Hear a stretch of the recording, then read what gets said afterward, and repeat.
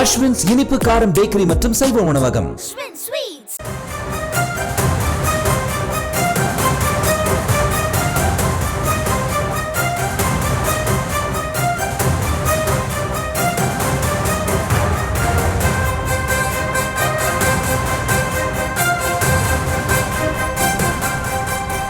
அண்மை செய்திகளை பார்த்து வருகிறோம். மதுரை திருப்பரங்குன்றத்தில் போராட்ட அறிவிப்பு எதிரொலியாக பல்வேறு இடங்களிலும் போலீசார் கண்காணிப்பு பணியை தீவிரப்படுத்தியுள்ள நிலையில் மதுரை அரசு பேருந்துகளிலும் தீவிர சோதனையானது நடத்தப்பட்டு வருகிறது. திருப்பரங்குன்றம் கோவில் முன்பாக போராட்டம் நடத்தப்படும் என்ற அறிவிப்பானது வெளியிடப்பட்ட நிலையில் இந்த நடவடிக்கையினை போலீசார் மேற்கொண்டு வருகிறார்கள். விவரங்களோடு இணைகிறார் செய்தியாளர் பாலமுருகன். அவரிடம் பேசலாம். வணக்கம் பாலமுருகன், விவரங்கள்.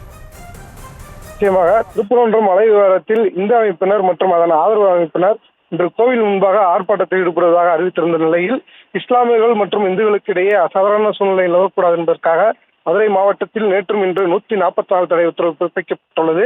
இந்த நிலையில் மதுரை மாவட்டம் முழுவதும் மொத்தம் 4000க்கும் மேற்பட்ட காவல்துறையினர் பாதுகாப்பு பணியில் ஈடுபட்டு வருகிறார்கள்.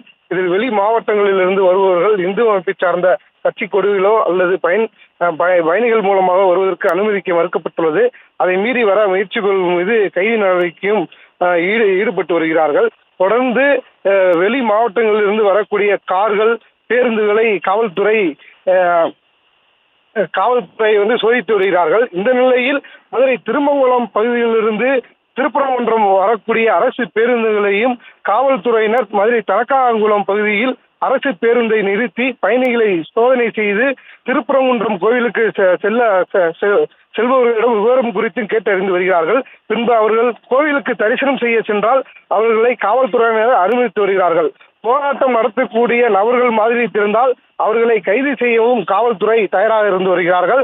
தொடர்ந்து இங்கு வரக்கூடிய அரசு பேருந்துகளையும் காவல்துறையினர்கள் உள்ளே சென்று பயணிகளிடம் விவரம் கேட்டும் வருவதால் பேருந்து மூலமாகவும் போராட்டக்காரர்கள் வருவதை தடுத்து நிறுத்துவதற்காக காவல்துறையினர் முன்னெச்சரிக்கை எடுத்து வருகிறார்கள்.